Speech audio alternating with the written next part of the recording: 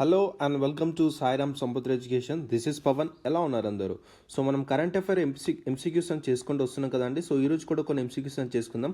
So very important. So session అయితే 1.25లో కానీ 1.5లో స్పీడ్లో పెట్టుకుని అయితే చూడండి. మీకు త్వరగా రివిజన్ అవుతుంది and at the same time మీకు టైం కూడా సేవ్ అవుతుంది. ఓకేనా? సో ఇంతకుముందు ప్రీవియస్ క్లాస్లో ఈ క్వశ్చన్ ఇవ్వడం జరిగిందండి. సో ఎంతమంది కరెక్ట్ పెట్టారు, ఎంతమంది రాంగ్ పెట్టారు అనేది కొంచెం చెక్ చేసుకోండి. ఓకేనా? Right. So exercise Sampriti is a joint military exercise between ఎవరి మధ్య జరిగిందని అడుగుతున్నాడు ఈ యొక్క పర్టికులర్ ఎక్సైజ్ సంప్రీతి అనేది. సో ఆన్సర్ వచ్చేసి ఇండియా అండ్ బంగ్లాదేశ్ అండి. Option c is the correct answer. ఈ యొక్క ఎక్సైజ్ ఏదైతే ఉందో it is an annual joint military exercise అండి. ఓకేనా? సో ప్రతి ఇయర్ మనకి జరుగుతుందండి బిట్వీన్ ఇండియా అండ్ బంగ్లాదేశ్. ఇది మనకి 2009లో మనకి స్టార్ట్ అవడం అని జరిగిందనమాట. సో ఈ పర్టికులర్ ఎక్సైజ్ ఏదైతే ఉందో ఆల్టర్నేటివ్గా చేయడం అని జరుగుతుంది. అంటే ఒక ఇయర్ ఇండియా అయితే ఇంకొక ఇయర్ మనకి బంగ్లాదేశ్ ఆర్గనైజ్ చేయడం అని జరుగుతుంది. ఓకేనా? అర్థమైందని అనుకుంటున్నాను ఈ పర్టికులర్ క్వశ్చన్ అనేది. సో ఎవరు రాంగ్ పెట్టారు, ఎవరు కరెక్ట్ పెట్టారు అని కొంచెం చెక్ చేసుకున్నాను. So very important. సో ఇంతకుముందు చేసిన సెషన్స్లో కొంచెం యూటిలైజ్ చేసుకోండి. చాలా మంచి ఇన్ఫర్మేషన్ అయితే ప్రొవైడ్ చేయడం జరిగింది. అండ్ ఇక్కడ మీరు చేయాల్సిన హోంవర్క్ ఏంటంటే ఈ పర్టికులర్ ఎక్సైజెస్ అనేవి కొన్ని న్యూస్లో ఉంటాయి అనమాట. ఆ న్యూస్లో ఉన్నవి ఎక్సైజెస్ అనేవి ఒక దగ్గర నోట్ చేసుకొని పెట్టుకోండి. అండ్ ఎవరెవరి మధ్య జరుగుతుందని కొంచెం చూసుకోండి. కొన్ని మిలిటరీ ఎక్సైజెస్ ఉంటాయి, కొన్ని నావల్ ఎక్సైజెస్ ఉంటాయి, అవన్నీ నోట్ చేసుకొని పెట్టుకోండి. ఓకేనా? So very important. సో ఎవరైనా కొత్త వాళ్ళు వచ్చింటే మాత్రం మా ఛానల్ని సబ్స్క్రైబ్ చేసుకోండి. అండ్ అదేవిధంగా మా ఎక్స్ప్లెనేషన్ అండ్ మా యొక్క ఇనిషియేటివ్స్ మీకు నచ్చినట్టయితే ఒక లైక్ బటన్ కూడా ఇచ్చేయండి. ఓకేనా? రైట్. నెక్స్ట్ క్వశ్చన్కి వెళ్దాం. సో ఫర్దర్గా ఇంకా డిస్కషన్లోకి వెళ్ళిపోయే ముందు సో టీఎస్పీఎస్సీ గ్రూప్ 1 ఆస్పిరెంట్స్కి ఇక్కడ కోర్స్ మోడ్లో అందించడం జరుగుతుందండి. సో ఇక్కడ ప్రిలిమ్స్ కమ్ మెయిన్స్లో అందించడం జరుగుతుందండి. 1 year వ్యాలిడిటీతో 13,000 అండ్ 2 years వ్యాలిడిటీతో 15,000 అందించడం జరుగుతుంది.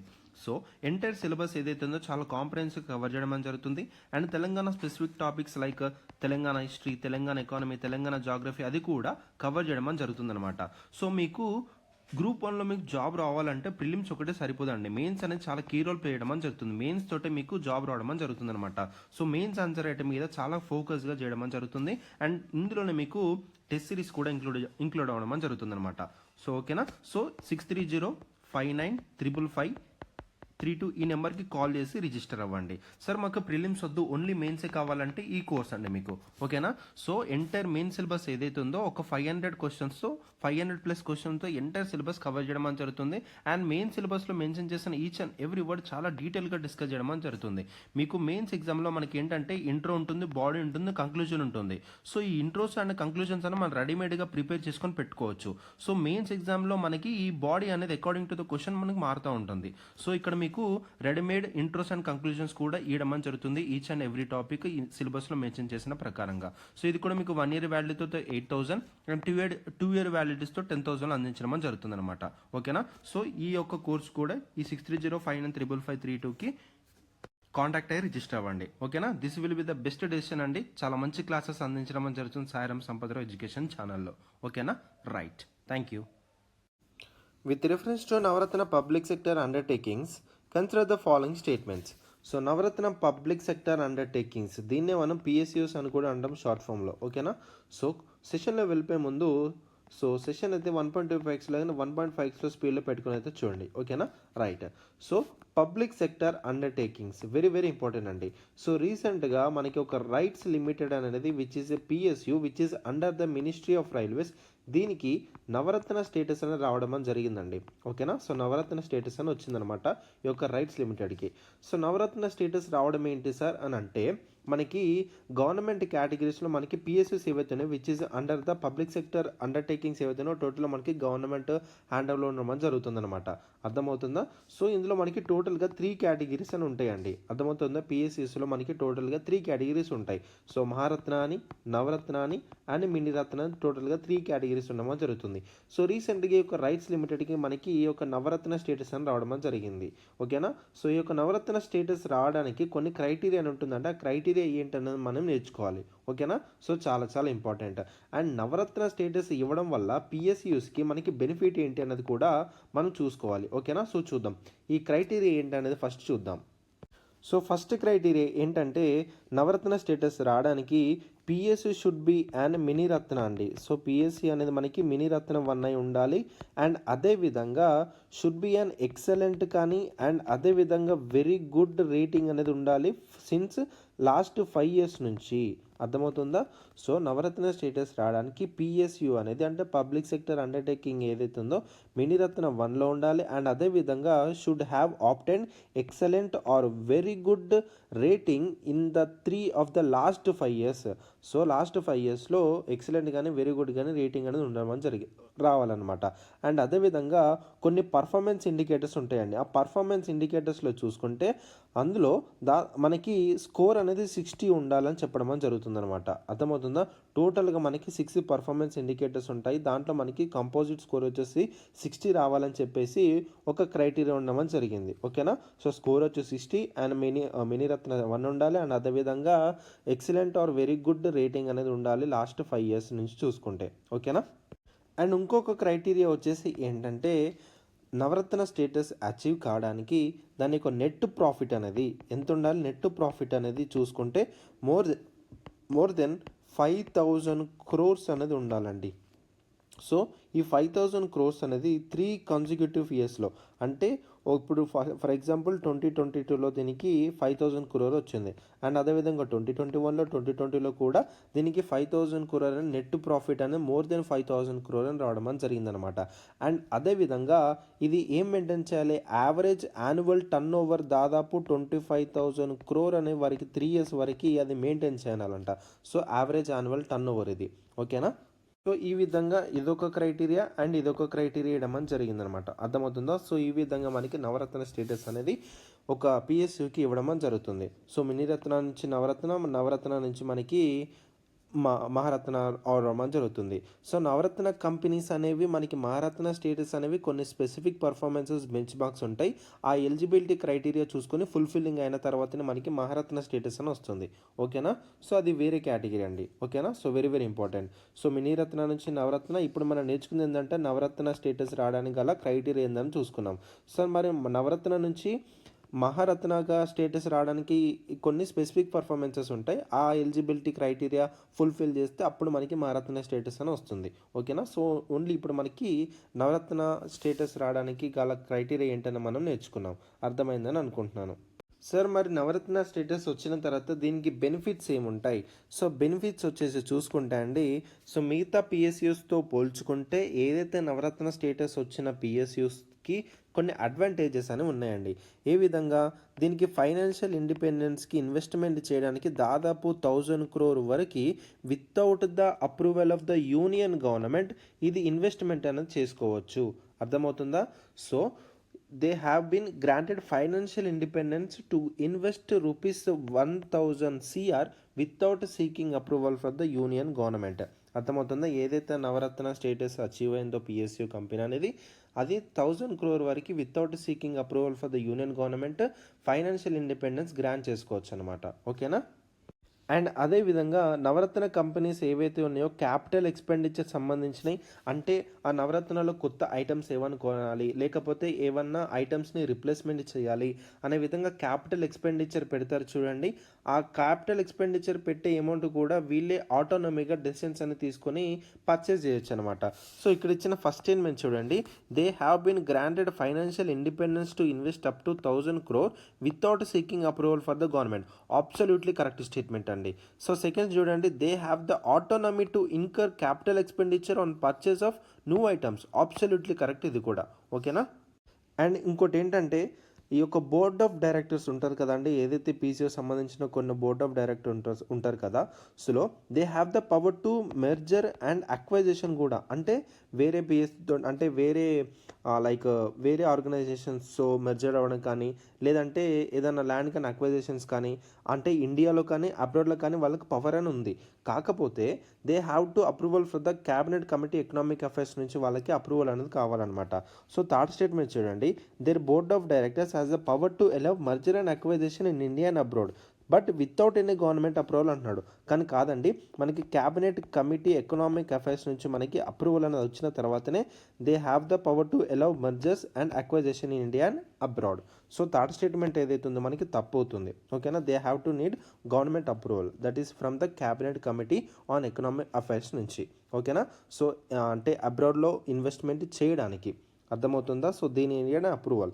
సో బట్ ఏదైనా ఇన్వెస్ట్మెంట్ అందులో మనకి ఫైనాన్షియల్ ఇండిపెండెంట్ లైక్ అందులో ఇన్వెస్ట్మెంట్ చేయడానికి, కంపెనీలో ఇన్వెస్ట్మెంట్ చేయడానికి మాత్రం గవర్నమెంట్ నుంచి ఎటువంటి అప్రూవల్ అనేది మనకు అవసరం లేదు.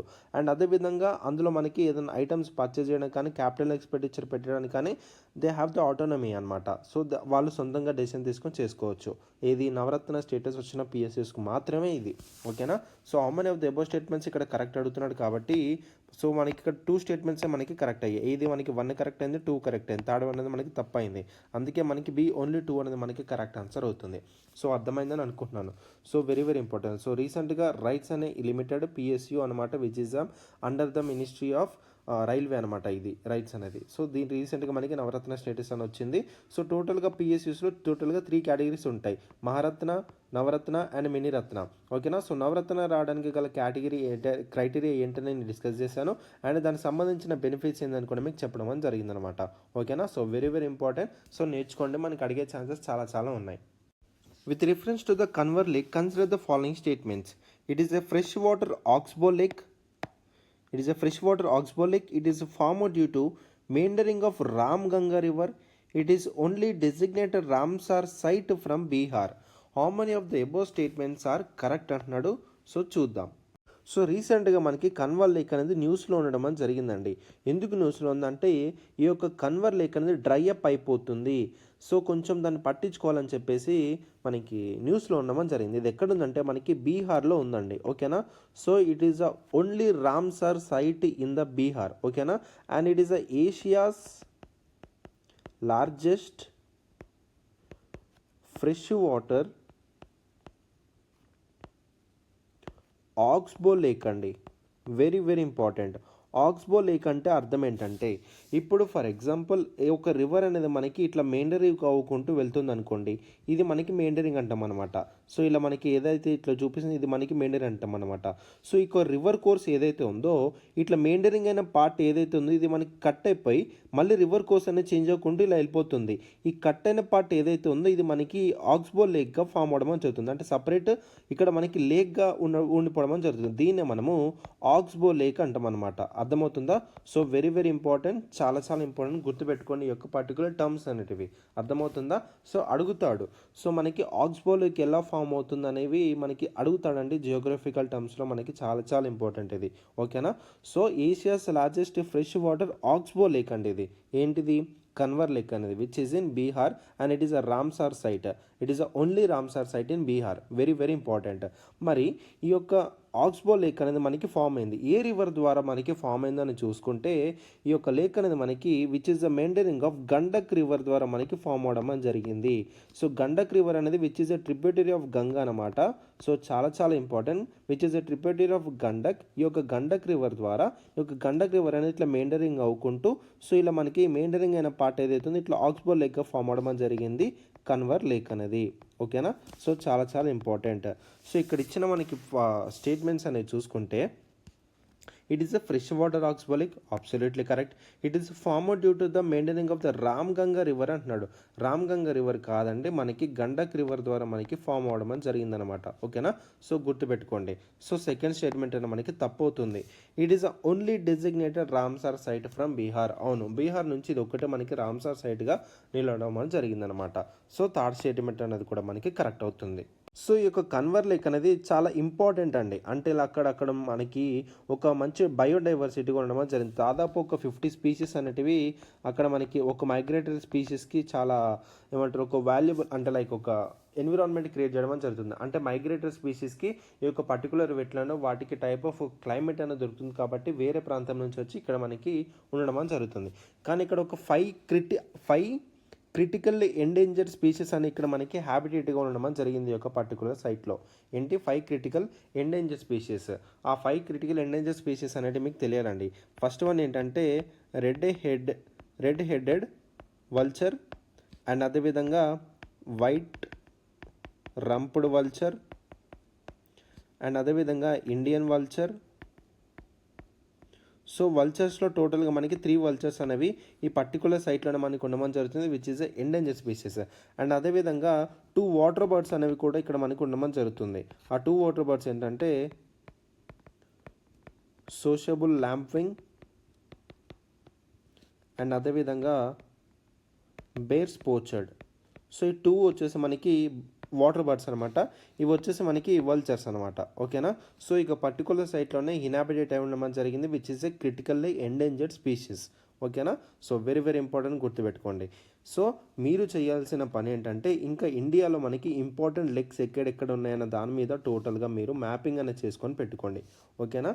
So very very important. So అది ఏ రివర్ గురించి, ఆ ఏ రివర్ నుంచి మనకి పాస్ అవుతుంది, లేకపోతే ఆ యొక్క పర్టికులర్ లేక్ ఫామ్ కావడానికి, లేకపోతే దానికి ఉన్న ఇంపార్టెన్స్ అనేది ప్రతిదీ పాయింట్ మీ దగ్గర ఉండాలి. అర్థమవుతుందా. సో చాలా చాలా ఇంపార్టెంట్ అండి. సో ఎక్కడ నేను ఛాన్స్ తీసుకోవట్లేదు, ప్రతిదీ మీకు పిన్ టు పిన్ ఎక్కడ మీకు ఇంపార్టెంట్ అనిపిస్తుందో ప్రతి పాయింట్ తీసుకొచ్చి మీ దగ్గర పెట్టడం అని జరుగుతుంది. సో దయచేసి సెషన్స్ అయితే యూటిలైజ్ చేసుకోండి, మీకు చాలా బాగా యూజ్ అవ్వడం అని జరుగుతుంది ఈ యొక్క సెషన్స్ అనేటివి. అర్థమవుతుందా. So very very important. As per the UNUEHS Interconnected Disaster Risk Report, which Indian state have a risk of critical groundwater depletion? UNUEHS అంటే ఏంటి సార్ అంటే United Nations University Institute for Environment and Human Security. So UNUEHS full form వచ్చేసి United Nations University Institute for Environment and Human Security అనమాట. అర్థమవుతుందో, ఇది ఒక జర్మనీకి సంబంధించిన ఒక ఆర్గనైజేషన్, గుర్తుపెట్టుకోండి. సో రీసెంట్గా మనకి 2023 inter connected disaster risk report అనేది ఈ యొక్క United Nations University Institute for Environment and Human security నుంచి పబ్లిష్ అవ్వడం అని జరిగిందనమాట. సో దీని ఫోకస్ వచ్చేసి మనకి నార్త్ వెస్ట్ రీజియన్లో మనకి మెయిన్గా ఫోకస్ చేయడం అని జరిగింది. సో పర్టికులర్గా దీని యొక్క హైలైట్స్ అనేది చూసుకుంటే పంజాబ్ అండ్ హర్యానా రీజియన్లో మనకి గ్రౌండ్ వాటర్ డిప్లేషన్ రీజియన్ ఏదైతే ఉందో చాలా క్రిటికల్ పాయింట్ రీచ్ అయిందని చెప్పడం అని జరిగింది. సో గ్రౌండ్ వాటర్ డిప్లేషన్ అంటే ఏంటి సార్ అంటే, సో గ్రౌండ్ వాటర్ ఏదైతే ఉందో ఒక పర్టికులర్ లెవెల్ అనేది మెయింటైన్ చేస్తే అక్కడ మనకి డిప్లేషన్ రాకుండా ఉంటుందని కొన్ని సోర్స్ అని చెప్పడం అని జరుగుతుంది. సో ఆ గ్రౌండ్ వాటర్ మెయింటైన్ చేసే పద్ధతిలో కూడా చాలా స్టేట్స్ ఫెయిల్ అవడం అని జరుగుతుంది. అందులో చూసుకుంటే పంజాబ్ అండ్ హర్యానా రీజియన్లో మనకి గ్రౌండ్ వాటర్ అనేది చాలా రిస్క్ పొజిషన్లోకి వెళ్ళిపోయింది అని చెప్తుంది ఒక పర్టికులర్ రిపోర్ట్ అన్నది. సో ఇక్కడ ఆన్సర్ వచ్చేసి పంజాబ్ అండ్ హర్యానా. అర్థమవుతుందా. సో మీరు చేయాల్సిన పని ఏంటంటే అసలు గ్రౌండ్ వాటర్ ఏంటి, గ్రౌండ్ వాటర్ ఎంత మెయింటైన్ చేయాలి, సో గ్రౌండ్ వాటర్ డిప్లేషన్ రాకుండా ఏం చేయాలి, ఏం మెజర్స్, సో ఏమైనా గవర్నమెంట్ ఏమైనా ఇనిషియేటివ్స్ తీసుకుందా అనేది కొంచెం మీరు రీసెర్చ్ అనేది చేసి మీరు మీ దగ్గర నోట్స్ అనేది ప్రిపేర్ చేసుకొని పెట్టుకోండి. ఇది మీరు బ్యాక్గ్రౌండ్ చేయాల్సిన వర్క్ అనమాట. సో గ్రౌండ్ వాటర్ అంటే ఏంటి, గవర్నమెంట్ ఏమైనా ఇనిషియేటివ్ తీసుకుందా, ఏ పర్టికులర్ స్టేట్లో గ్రౌండ్ వాటర్ లెవెల్ ఎంత ఉంది, సో రీసెంట్గా చేసిన డెవలప్మెంట్స్ ఏంటి అనేది కూడా మీరు చూసుకుంటే మీకు క్వశ్చన్ అనేది ఎటు సైడ్ నుంచి వచ్చినా మీకు ఆన్సర్ చేసే పొజిషన్లో మీరు ఉంటారనమాట. అర్థమవుతుందా. సో చదువుకోండి. Which of the following bodies of water does the Park Strait connect? Bay of Bengal and East Pacific Ocean, Arabian Sea and Indian Ocean, Bay of Bengal and the Gulf of Mannar, Arabian Sea and Gulf of Kutch. So ఇది map చూపించి explain చేస్తాను, మీకు జాగ్రత్తగా వినండి. So చూడండి, ఇక్కడ మనకుంది, ఇక్కడ మనకి పార్క్ స్టేట్ ఉంటుంది, ఇక్కడ మనకి పార్క్ స్టేట్ ఉండమని జరుగుతుందండి. ఓకేనా. సో ఈ యొక్క స్టేట్ అనేది మనకి తమిళనాడు విచ్ ఇస్ ఇండియా, మనకి అలాగే ఇండియాకి అండ్ అదేవిధంగా ఐలాండ్ నేషన్ అండ్ శ్రీలంకకి మధ్య మనకు ఉండమని జరుగుతుందన్నమాట. సో ఈ యొక్క పార్క్ స్టేట్ అనే నేమ్ ఎందుకు రావడం అని జరిగిందంటే during the British Raj period. So British Raj period ఉన్న టైంలో మనకి మెడ్రాస్ ప్రెసిడెన్సీకి ఒక పర్సన్ మనకి గవర్నర్గా వహించడం అని జరిగిందండి. అతని పేరు వచ్చేసి మనకి రాబర్ట్ పాల్క్ అనమాట. సో అక్కడ నుంచి నేమ్ తీసుకొని దీనికి పార్క్ స్టేట్ అని పేరు పెట్టడం అని జరిగింది. ఓకేనా. So very very important. So ఇది మనకి ఏం చేస్తుంది, గల్ఫ్ ఆఫ్ మన్నార్ని అండ్ అదేవిధంగా ఇక్కడ మనకి బే ఆఫ్ బెంగాల్ ఏదైతే ఉందో మనకి కనెక్ట్ చేయడం అని జరుగుతుంది. అర్థమవుతుందో. సో వెరీ వెరీ ఇక్కడ మనకి పార్క్ స్టేట్ ఉంటుంది, ఇది బే ఆఫ్ బెంగాల్ని ఇక్కడ గల్ఫ్ ఆఫ్ మన్నార్ని మనకి కలుపుతుంది. సో ఇక్కడ ఆన్సర్ వచ్చేసి మనకి సి అండి. బే ఆఫ్ బెంగాల్ అనేది గల్ఫ్ ఆఫ్ మన్నార్, ఇక్కడ అరేబియన్ సీ ఉంటుంది, ఇక్కడ మనకి ఇక్కడ మనకి Bay of Bengal East Pacific Ocean అన్నాడు. అసలు ఈస్ట్ పెసిఫిక్ ఓషన్ మనకు సంబంధం ఏమీ లేదు ఇక్కడ మనకి సౌత్లో పెసిఫిక్ ఓషన్ ఉండమని జరుగుతుంది. ఓకేనా.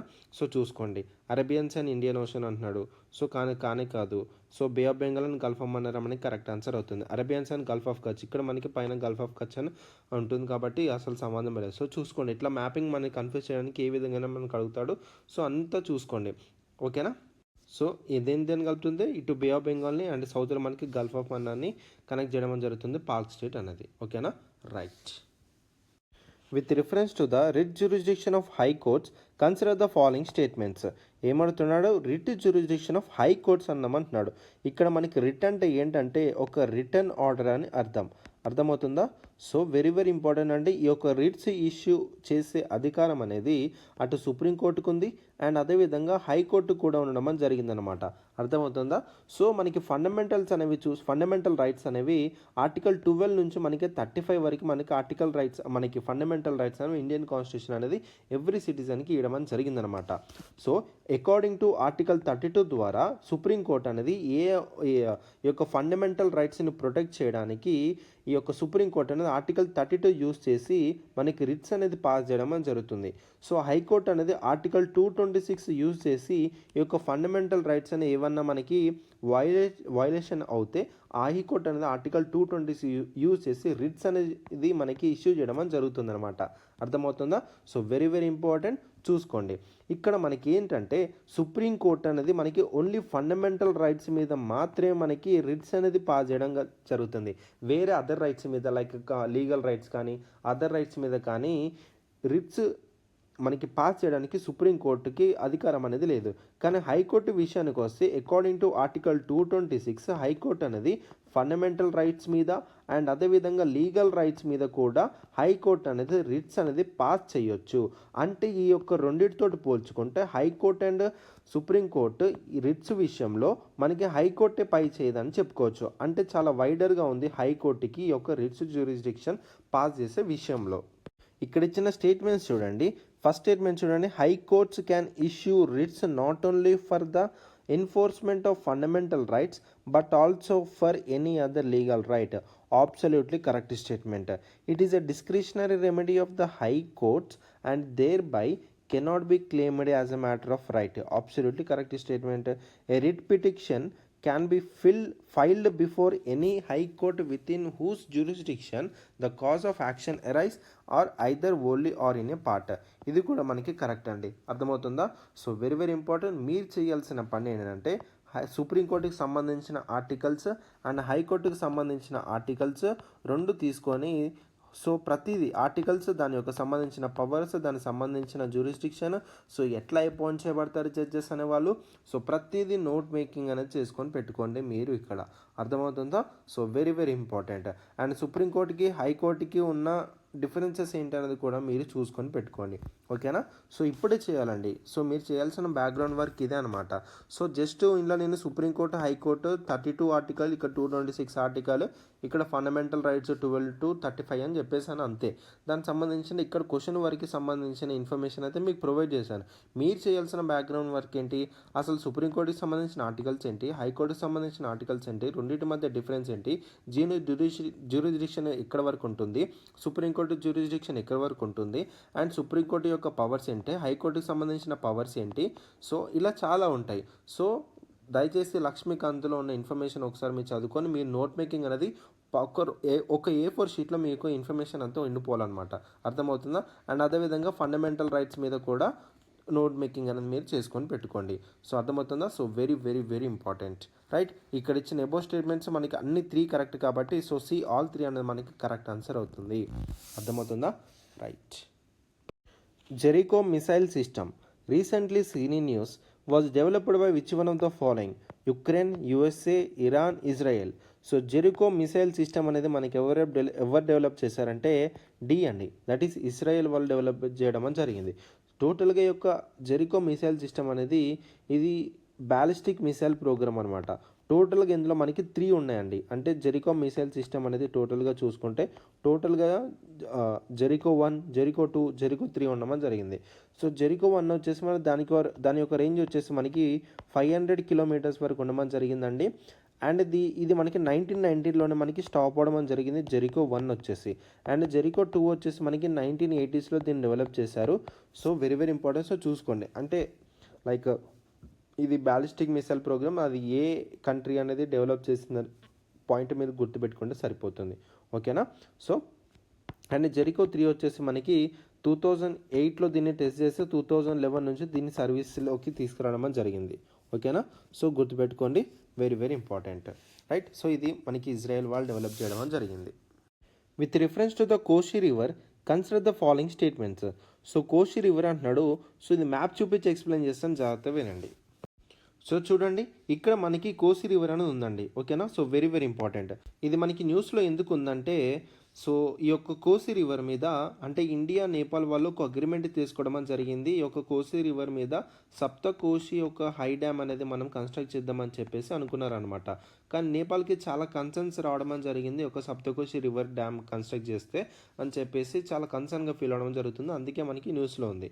సో సప్తకోశి రివర్ డ్యామ్ కన్నా మనకి ఒక కోసి రివర్ గురించి కొన్ని ఇంపార్టెంట్ ఫ్యాక్ట్స్ అనేవి మనం తెలుసుకోవాలండి. So very very important. So ఈ యొక్క కోసి రివర్ అనేది నేపాల్లో దీన్ని సప్తకోశి అని అంటారండి. సో నేపాల్ వచ్చేసి దీన్ని సప్తకోశి అని పేరుతో పిలవడం జరుగుతుంది. ఏంటి, సప్తకోశి అని పేరుతో పిలుస్తారు. ఓకేనా. And it is an trans boundary between India and Nepal అండి. ఓకేనా. సో ఇక్కడ చూడండి, ఇది మనకి ట్రాన్స్ బౌండరీగా ఉండడం జరుగుతుంది. ఓకేనా. కోసి రివర్ అనేది ఇండియాకి నేపాల్కి. So it is a trans boundary river that flows through India Nepal. So first statement అని మనకి కరెక్ట్ అయింది. అర్థమవుతుందా. సో అండ్ అదేవిధంగా నేపాల్లో ఇది మనకి లార్జెస్ట్ రివర్ బేసిన్గా ఉండడం జరిగింది. And it is one of the tributary of Ganga. ఓకేనా. సో గంగా యొక్క వన్ ఆఫ్ ద ట్రిబ్యూటరీ అనమాట, ఏది, కోసి రివర్ అనేది. So it is one of the tributaries of the Ganga. So third statement అనేది కూడా కరెక్ట్. సో ఇది మనకి చూసుకుంటే టిబెటియన్ ప్లాట్యూ నుంచి మనకి ఆరిజినేట్ అవడం అని జరుగుతుందనమాట. ఇది అర్థమవుతుందా. సో టిబెటియన్ ప్లాట్యూ అనేది మనకి చాలా రివర్స్కి సోర్సెస్గా ఉండడం జరిగింది. సో మనకి ఆల్ ఓవర్ ద వరల్డ్గా చూసుకుంటే ప్లాట్యూస్ అనేటివి, ప్లాట్యూస్ నుంచి దాదాపు మేజర్ రివర్స్ అనేవి అక్కడ నుంచి మనకి ఫ్లో అనేది స్టార్ట్ అవుతుంది, ఆరిజినేట్ అనేది అవడం జరుగుతుంది అనమాట. సో ఇక్కడ టిబెటియన్ ప్లాట్యూ ఉంటుందండి, which is the roof of the world. ఇక్కడ నుంచే మనకి చాలా రివర్స్ అనేవి మనకి ఫ్లో అనేది ఆరిజినేట్ అవడం జరుగుతుంది. సో కోసి రివర్ కూడా టిబెటియన్ ప్లాట్యూ నుంచి మనకి ఆరిజినేట్ అవడం జరుగుతుంది అనమాట. సో అక్కడ నుంచి హిమాలయన్ క్రాస్ చేసుకుంటూ and Mahabharat ranges Shivalik hills నుంచి రీచ్ అవ్వుకుంటూ దాని తర్వాత ఈస్టర్న్ నేపాల్కి రీచ్ అయ్యి దాని తర్వాత మనకి గంగాలో మనకి మీట్ అవడం జరుగుతుంది అనమాట. అర్థమవుతుందా. So very very very important. దాదాపు దీని యొక్క లెంత్ అనేది చూసుకుంటే 729 కిలోమీటర్స్ ఉండడం జరిగింది. ఓకేనా. So very very important. దీని యొక్క ట్రిబ్యూటరీస్ అనేవి చూసుకుంటే అండి, సో మనకి ఇంద్రావతి ఉంటుంది, సన్కోశి ఉంటుంది, తామాకోశి, లీకు అండ్ దుద్కోశి అండ్ అదేవిధంగా అరుణ్ అని, తామూర్ అని, టోటల్గా ఈ 7 మేజర్ ట్రిబ్యూటరీస్ ఏవైతే ఉన్నాయో ఇవన్నీ మనకి త్రివేణి దగ్గర మనకి మీటప్ అవడం జరుగుతుందండి. అందుకే దీన్ని ఫ్రమ్ వేర్ అక్కడ నుంచి సప్తకోశి అని పేరుతో పిలవడం జరుగుతుంది. ఎక్కడైతే ఈ 7 ట్రిబ్యూటరీస్ అనేవి త్రివేణి దగ్గర మీట్ అయ్యి ఒక రివర్గా ఫామ్ అవుతుందో అక్కడ నుంచి సప్తకోశిగా పేరుతో పిలవడం జరుగుతుంది అనమాట. అర్థమవుతుందా. సో ఈ విధంగా మనకి కోసి రివర్ యొక్క ఫ్యాక్ట్స్ అనడం జరిగింది. అండ్ కోసి రివర్ అనేది చూసుకుంటే బీహార్లో మనకి సారా ఆఫ్ బీహార్ అని కూడా దీనికి ఇవ్వడం జరిగిందనమాట పేరు. అర్థమవుతుందా. సారా ఆఫ్ బీహార్ ఎందుకంటే దాని యొక్క డివాస్టింగ్ ఫ్లడ్స్ ఏవైతే ఉన్నాయో చాలా డ్యామేజ్ చేయడం జరుగుతుందనమాట ప్రతి ఇయర్. సో అందుకే సారా ఆఫ్ బీహార్గా కూడా కోసి రివర్ అనేది ఉండడం జరిగింది. ఓకేనా. So it originates from the Tibetan plot. ఇక్కడ ఇచ్చిన 3 స్టేట్మెంట్స్ అనేవి కరెక్ట్ కాబట్టి ఇక్కడ ఇచ్చిన 3 స్టేట్మెంట్స్ మనకి సి అనేది కరెక్ట్ ఆన్సర్ అవుతుంది. ఓకేనా. So very very important. So చూసుకోండి. సో మనకి ఏంటంటే ఒక రివర్ సిస్టమ్ మీదనే కాకుండా దాని చుట్టుపక్కల నుంచి ఎక్కడ స్టార్ట్ అయింది మనకి ఇట్లా స్టేట్మెంట్స్లోనే ఇస్తాడండి చాలా క్వశ్చన్స్. అర్థమవుతుందా. సో దయచేసి చూసుకోండి. సో వెరీ వెరీ ఇంపార్టెంట్ అండి. మీకు map based questions, geography questions ఈ విధంగా అడుగుతాడు. సో ఎక్కడ నెగ్లెక్ట్ చేయకండి. సో నేను కూడా ఎక్కడ ఛార్జ్ తీసుకోవట్లేదు. సో ప్రతిదీ మీ ముందు పెట్టడం జరుగుతుంది. దయచేసి యూటిలైజ్ చేసుకోండి సెషన్స్ అనేటివి. సో నేను చెప్పింది ఫాలో అవ్వకుండా దయచేసి ఒక 2 పాయింట్స్లో 3 పాయింట్స్లో నేను చెప్పింది అర్థమయ్యేటట్టు జస్ట్ ఒక మైండ్ మ్యాప్ లాగా వేసుకొని పెట్టుకోండి. అర్థమవుతుందా. సో మీకు రివిజన్ చేసుకోవడానికి ఈజీ ఉంటుంది. ఒక్కసారి వినేసి వెళ్ళిపోయిన తర్వాత నాకు గుర్తుంటుందంటే అదంతా ఉండదండి. మీరు ఒక్కసారి విన్న తర్వాత మీరు ఎప్పుడైతే నోట్ మేకింగ్ చేసుకున్నారో అప్పుడే మీరు రేస్లో ఉన్నట్టు, అప్పుడే మీరు ఎగ్జామ్కి దగ్గరలో ఉండడం జరుగుతుంది. మళ్ళీ నేను లైక్ ఏంటంటే నేను క్లాస్ వినేసాను నాకు అవసరం లేదు నోట్స్ అని అంటే అట్లా ఉండొద్దండి దయచేసి. అర్థమవుతుందా. సో దయచేసి మీరు నేను చెప్పింది విని దాన్ని నోట్ మేకింగ్ చేసుకొని రివైజ్ చేసుకుంటేనే మీకు అది గుర్తుంటుంది. అర్థమవుతుందా. So very very important. So చూసుకోండి. ఎందుకంటే చాలా ఇదిగా ఎవరైతే బిగినర్స్ ఉంటారు, చాలామంది బిగినర్స్ ఉంటారు కాబట్టి సో బిగినర్స్ వాళ్ళు చాలా మిస్టేక్స్ అని చేస్తారు. లైక్ ఏంటంటే వినేసాను కదా, నాకు ఇప్పుడు గుర్తుంటుంది కదా, నాకు ఎగ్జామ్లో వస్తే నేను ఆన్సర్ చేసేస్తాను అనే మైండ్ సెట్లో ఉంటారు. సో దయచేసి బిగినర్స్ ఎవరైతే ఉంటారో దయచేసి మీరు ఈ మిస్టేక్ చేయకండి. ఏంటంటే నోట్ మేకింగ్ అనేది చేసుకోండి, వినేసి వెళ్ళిపోకండి, విన్నదాన్ని మీ యొక్క నోట్బుక్లో పెట్టుకోండి. ఓకేనా? Right. What is osteoporosis? It is a condition that affects the kidney. It is a cardiovascular disease. It is a condition that weakens bones. It is an autoimmune disorder. So రీసెంట్గా మనకి ఆస్టోపోరిసిస్ day అనేది celebrate చేసుకోవడం అని జరిగిందండి world వైడ్గా. అర్థమవుతుందా? So ఇది ఒక like it is an health condition that weakens bones అండి. బోన్స్ని వీకెన్స్ చేసేసి అది టోటల్గా బ్రేక్ చేయడం అని జరుగుతుంది ఆ బోన్స్ని. సో ఈ యొక్క పర్టికులర్ సిచ్యువేషన్ అనేది కండిషన్ అనేది చాలా స్లోగా మనకి డెవలప్ అవ్వడం అని జరుగుతుంది. అంటే చాలా సెవెరల్ ఇయర్స్ పట్టడం అని జరుగుతుంది డెవలప్ అవ్వడానికి ఈ యొక్క కండిషన్ అనేది. సో చాలా ఈ యొక్క టోటల్ డయాగ్నోస్ చేసేసి చాలా సడన్ ఇంపాక్ట్ చూపిస్తుంది అండ్ బోన్స్ అనేది టోటల్గా బ్రేక్ చేయడం అని జరుగుతుంది అనమాట. అర్థమవుతుందా? సో ఈ యొక్క కండిషన్ అనేది ఎలా అవుతుందంటే మనం ఎప్పుడైతే ఓల్డర్గా మన ఏజ్ అనేది పెరుగుతూ ఉంటామో మన బోన్స్ అనేవి దాని యొక్క రీగ్రో చేసుకోవడానికి ఎబిలిటీ అనేది లాస్ అయిపోవడం అని జరుగుతుంది అనమాట. సో ఇట్లాంటి కండిషన్స్లో ఇది మనకి ఏర్పడడం జరుగుతుంది ఆస్టోపోరిసిస్ అనేది. సో ఆన్సర్ వచ్చేసి మనకి సి అండి. It is a condition that weakens bones అనమాట. అర్థమవుతుందా? సో వెరీ వెరీ ఇంపార్టెంట్, గుర్తుపెట్టుకోండి. With reference to Vikram 1 rocket recently scene in the news, consider the following. So Vikram 1 rocket so రీసెంట్గా మనకి న్యూస్లో ఉందండి. సో ఇండియన్ ఫర్మ్ అయిన స్కై రూట్ ఏరోస్పేస్ వాళ్ళు రీసెంట్గా దీన్ని డెవలప్ చేయడం అని జరిగిందనమాట. So it is an indigenously built, అంటే ఇండియన్ టెక్నాలజీ యూజ్ చేసుకొని బిల్డ్ చేయడం అని జరిగింది. సో ఏంటిది విక్రమ్ 1 రాకెట్ అనేది. సో ఇది ఒక Hyderabad based Skyroot Aerospace అయిన ఒక స్టార్టప్ కంపెనీ అనమాట. సో వాళ్ళు దీన్ని డెవలప్ చేయడం అని జరిగింది. సో వెరీ వెరీ ఇంపార్టెంట్, చూద్దాం. So it is named after the Indian space programme, that is the father of Indian space programme Vikram Sarabhai నుంచి నేమ్ తీసుకొని పెట్టడం జరిగింది. It is an multi stage launch vehicle అండి. అర్థమవుతుందా? So it has a capacity to place about 300 kg పేలోడ్ని తీసుకెళ్ళి low earth ఆర్బిట్లో మనకి పెట్టడం అని జరుగుతుంది. అర్థమవుతుందా? సో వెరీ వెరీ ఇంపార్టెంట్, చూసుకోండి. ఇక్కడ మనకి చూడండి, it is a capacity to place around 300 kg payloads in లో ఎర్త్ ఆర్బిట్. సో బి అనేది మనకి కరెక్ట్ ఆన్సర్ అవుతుంది. ఓకేనా? సో వెరీ వెరీ ఇంపార్టెంట్, చూసుకోండి. Nancy Grace Roman space telescope recently seen in the news is developed by Indian Space Research Organization, National Aeronautics and Space Administration, European Space Agency, Russian Federal Space Agency. So Nancy Grace Roman Space Telescope అనేది so it is a gearing up humanities deepest ever peak in to the heart of our Milky way Galaxy అండి. So Milky వే Galaxy అనేది చాలా deepest look వేయడం అని జరుగుతుంది ఈ యొక్క Nancy Grace Roman telescope అనేది. ఇది ఎవరు డెవలప్ చేశారంటే మనకి నాసా చేయడం అని జరిగిందనమాట. సో నాసా అనేది ఈ యొక్క మిల్కీ వే గ్యాలక్సీ ఇంకా డీపెస్ట్ వ్యూలోకి వెళ్ళాలని చెప్పేసి ఈ యొక్క నాన్సీ గ్రేస్ రోమన్ స్పేస్ టెలిస్కోప్ని ఇంకా డెవలప్ చేయడం అని జరుగుతుంది. అర్థమవుతుందా? So very very important, so చూసుకోండి.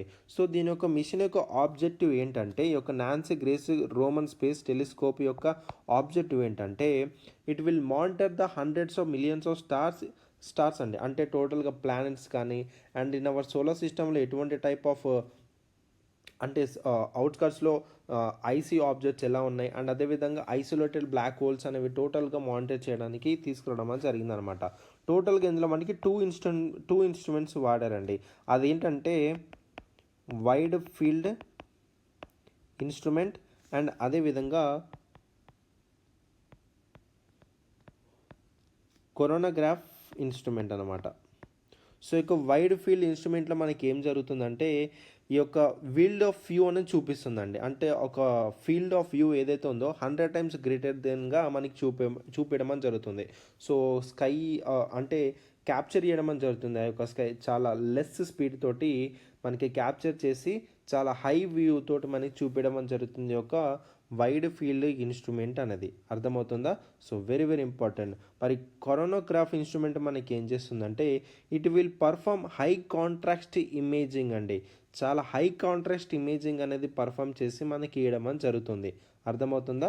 So very very important. So చూసుకోండి, మనకి వైడ్ ఫీల్డ్ ఇన్స్ట్రుమెంట్ అని దేనికి సంబంధించిందని అడుగుతాడు, లేకపోతే కార్నోగ్రాఫ్ ఇన్స్ట్రుమెంట్ అని దేనికి సంబంధించిందని చెప్పేసి Nancy Grace Roman space telescope అని ఇస్తాడనమాట.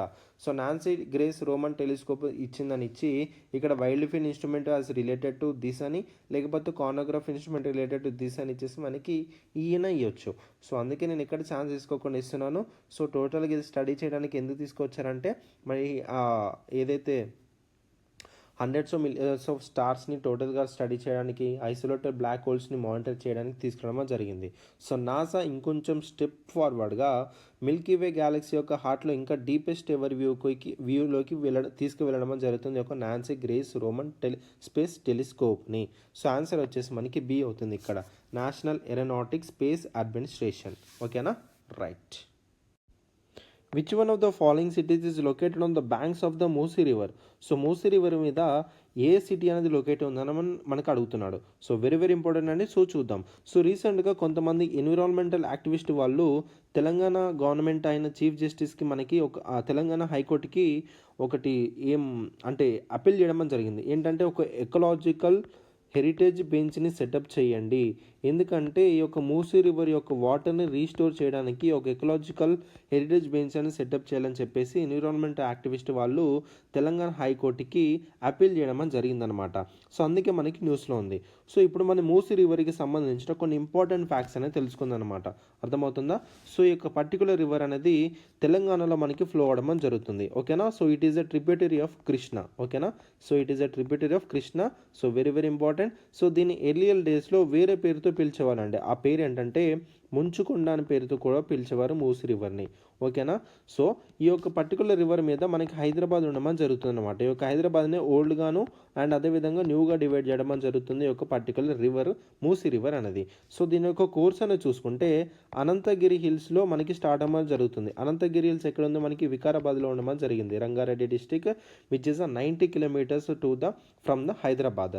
సో వికారాబాద్లోనే అనంతగిరి హిల్స్ నుంచి మనకి స్టార్ట్ అవ్వకుంటూ మనకి కృష్ణా రివర్లో మనకి జాయిన్ అవ్వడం జరుగుతుంది near Wazirabad. So Wazirabad which is in Nalgonda district అండి.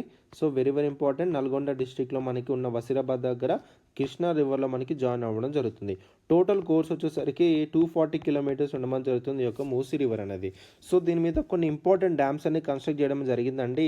అదేంటంటే Himayat Sagar and Osman Sagar 2 important river dams అనేవి మనకి కన్స్ట్రక్ట్ చేయడం జరిగింది ఈ యొక్క పర్టికులర్ రివర్ మీద. అండ్ కొన్ని ఇంపార్టెంట్ బ్రిడ్జెస్ అనేవి కూడా ఉన్నాయండి. దాదాపు పురాణపుల్ ఓల్డ్ బ్రిడ్జ్ అని కూడా అంటారు. సో ఈ యొక్క పర్టికులర్ రివర్ అనేది నిజాం టైంలోనే మనకి కన్స్ట్రక్ట్ చేయడం జరిగింది. అండ్ అదర్ బ్రిడ్జెస్ చూసుకుంటే దబీర్పూరా, అంబర్పేట్, చాదర్కట్ అండ్ ఉప్పల్ కాలాన్. సో చాలా డ్యామ్స్ అనేవి, చాలా బ్రిడ్జెస్ అనేవి ఈ యొక్క రివర్ మీదనే మనకు ఉన్నాయన్నమాట. So very very important. దానికి సంబంధించిన ఫ్యాక్చువల్ డేటా చాలా వరకు మీకు చెప్పడం జరిగింది. సో ఇక్కడ ఆన్సర్ వచ్చేసి మనకి డి అవడం జరుగుతుంది, హైదరాబాద్. సో నోట్ చేసుకొని పెట్టుకోండి. So Musi river, so Krishna river and అదేవిధంగా ఇక్కడ చెప్పిన ప్రతి ఒక్కటి ఇన్ఫర్మేషన్ అనేది మీ యొక్క నోట్బుక్లో ఉండాలన్నమాట. Right. With reference to the East China Sea consider the following. So East China Sea గురించి అడుగుతున్నాడు. సో చూద్దాం. It is an arm of the western Pacific Ocean located in East Asia. The Yellow River and the Yangtze River discharges into the East China Sea. It connects with the South China Sea via Taiwan straight అని అంటున్నాడు. So ఇది map చూపించి explain చేస్తాను, జాగ్రత్తగా వినండి.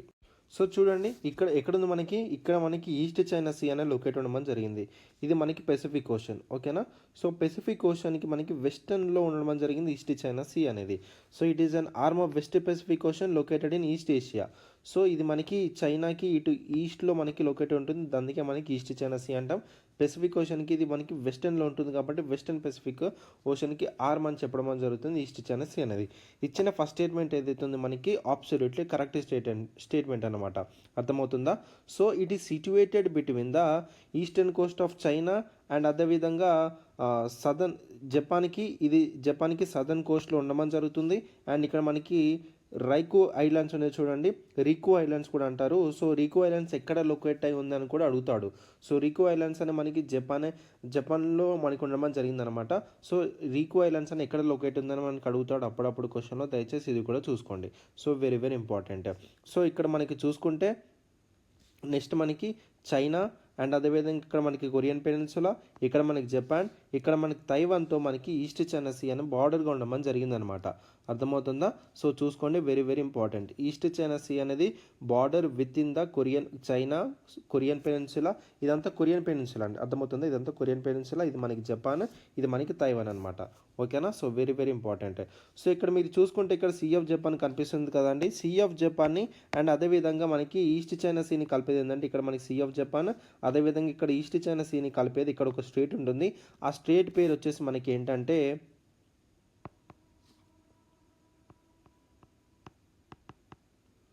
తుషిమా state. ఓకేనా? So TSUSHIMA తుషిమా state అనేది east China సీని అండ్ సీ ఆఫ్ జపాన్ని కలపడం అని జరుగుతుంది. అర్థమవుతుందా? సో ఇక్కడ మనకి సౌత్ చైనా సీ ఉంటుందండి. అర్థమవుతుందా? సో ఇక్కడ మనకి కిందికి వెళ్తే ఇక్కడ తైవాన్ స్టేట్ ఉంది కదా, ఇక్కడ మనకి సౌత్ చైనా సీ ఉంటుంది. సో సౌత్ చైనా సీని అండ్ అదేవిధంగా ఈస్ట్ చైనా సీని కలిపేది మనకి తైవాన్ స్టేట్ అనమాట. అర్థమవుతుందా? So very very important. So చూసుకోండి. సో అండ్ అదేవిధంగా ఇక్కడ మనకి ఎల్లో సీ ఉంది.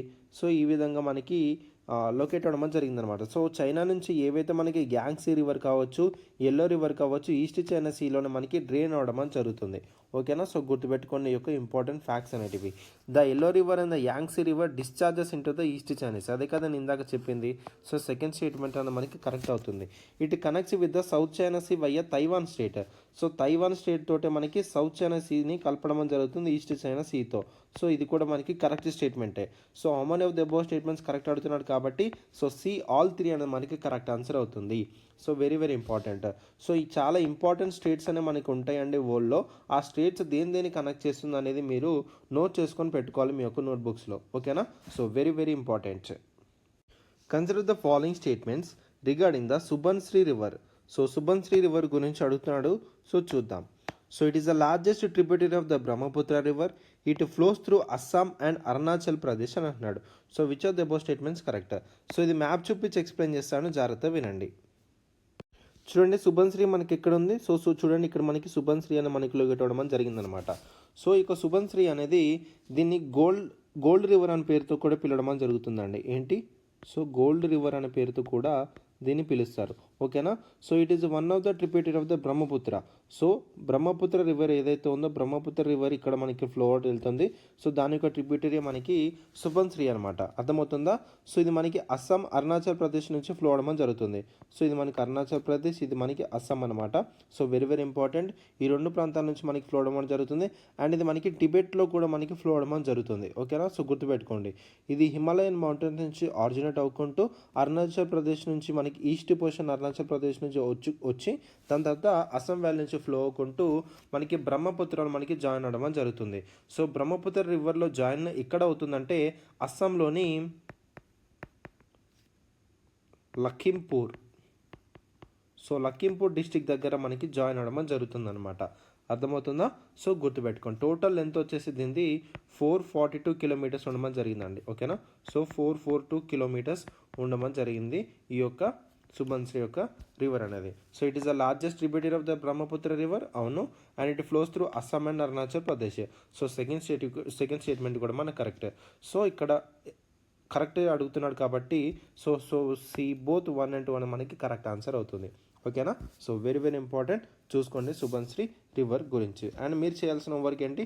సో బ్రహ్మపుత్ర రివర్ గురించి టోటల్గా ఫ్యాక్చువల్ డేటా అంతా కలెక్ట్ చేసుకొని పెట్టుకోండి. Consider the following statements with reference to the NISAR mission. So very very important. NISAR mission గురించి ఇందులో మనం నేర్చుకుందాం. ఓకేనా? సో నిసార్ యొక్క ఫుల్ ఫామ్ వచ్చేసి మనకి ఏంటంటే, సో చూడండి, నిసార్ యొక్క ఫుల్ ఫామ్ వచ్చేసి మనకి ఏంటి?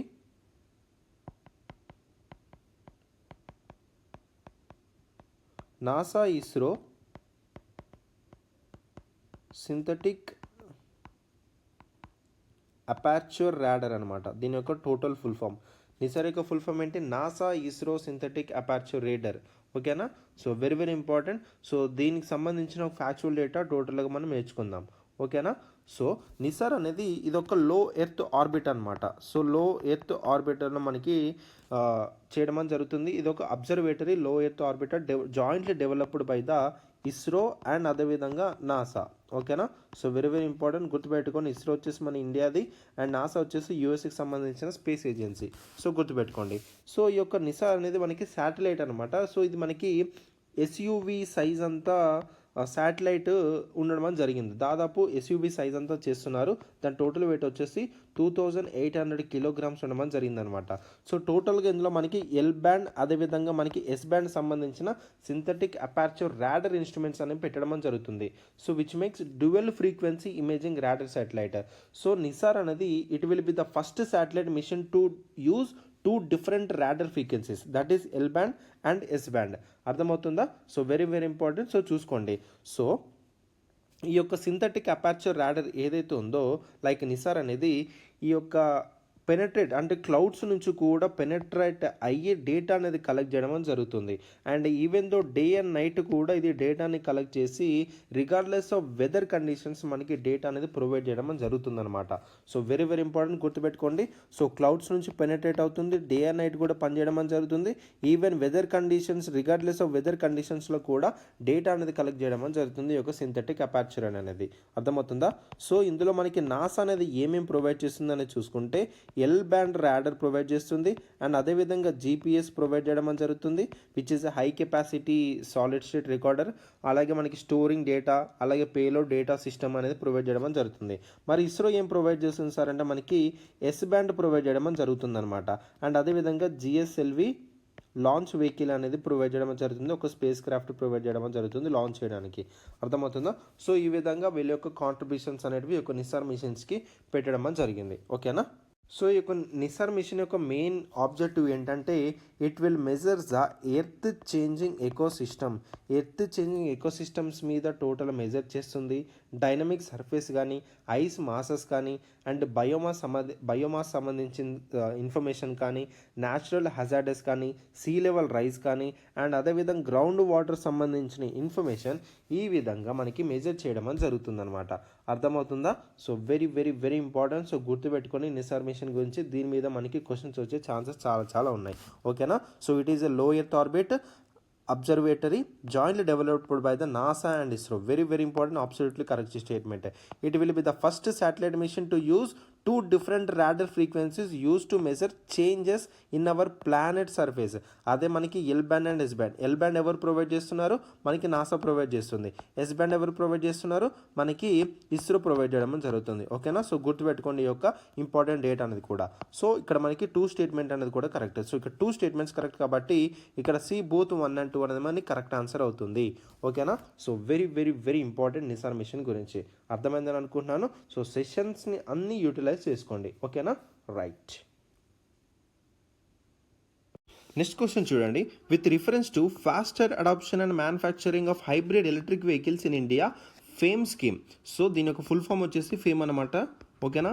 ఈ ఫేమ్ స్కీమ్ గురించి టీఎస్పీఎస్సీ గ్రూప్ 1 మనకి 2 times కండక్ట్ చేసింది కదా, ఒకసారి అక్టోబర్ ఒకసారి జూన్లో. ఈ 2 times కండక్ట్ చేసిన ఏదో ఒక పేపర్లో ఈ ఫేమ్ స్కీమ్ గురించి అడిగాను నాన్న. సో నాకైతే బాగా గుర్తుంది. సో ఎంతమందికి గుర్తుందో నాకు తెలియదు కానీ దయచేసి చూసుకోండి. సో చూద్దాం. It is a government incentive scheme that aims to promote the adoption of gasoline vehicles in India. Second statement చూడండి. The scheme is being implemented by the ministry of heavy industries అంటున్నాడు. ఓకేనా? So very very important. ఈ particular క్వశ్చన్కి నాకైతే comment సెక్షన్లో అయితే answer చేయండి, నేను చూస్తాను. సో ఎవరు రాంగ్ పెట్టారు ఎవరు కరెక్ట్ పెట్టారు అనేది నేను చూస్తానండి. సో పార్టిసిపేట్ చేయండి కామెంట్ సెక్షన్లో. సో నాకు కూడా కొంచెం బూస్టింగ్లా ఉంటుంది, ఎందుకంటే మీరు కూడా ఇంట్రెస్టెడే వినడానికి క్లాసెస్ అనేది నాకు బూస్టింగ్లా ఉంటుంది. కాబట్టి ఇంకా మంచి క్వశ్చన్స్ తోటి ఇంకా మంచి వీడియోస్ తోటి మీ ముందుకు రావడం అయితే జరుగుతుంది అనమాట. సో ఇక్కడ select the correct answer 1 only 2 only both 1 and 2 neither 1 or 2 అన్నాడు. సో ఫేమ్ స్కీమ్ గురించి కూడా కొంచెం ఇంపార్టెంట్ డేటా అనేది నాకు కామెంట్ సెక్షన్లో పెట్టండి. సో ఇలా చేస్తే ఏంటంటే మీకు డెఫినెట్గా గుర్తుండిపోతుంది. ఓకేనా? సో మీకు గవర్నమెంట్ స్కీమ్స్ ఏవైతే తీసుకొస్తున్నావో చాలా చాలా ఇంపార్టెంట్. అది కూడా మనకి ఇట్లాంటి ఎలక్ట్రిక్ వెహికల్స్ మీద ఎన్విరాన్మెంట్ మీద ఏమైనా స్కీమ్ తీసుకొస్తే డెఫినెట్గా మనం చదువుకోవాలండి. ఓకేనా? సో ఓపిక్గా నా క్లాస్ విన్నందుకు చాలా చాలా థ్యాంక్ యూ. సో నెక్స్ట్ సెషన్లో కూడా ఇదే విధంగా చాలా కాంప్రహెన్సివ్గా మాట్లాడుకుందాం. So until then keep reading అండి and take care of your health. And this is Pavan and I'm signing off. Bye.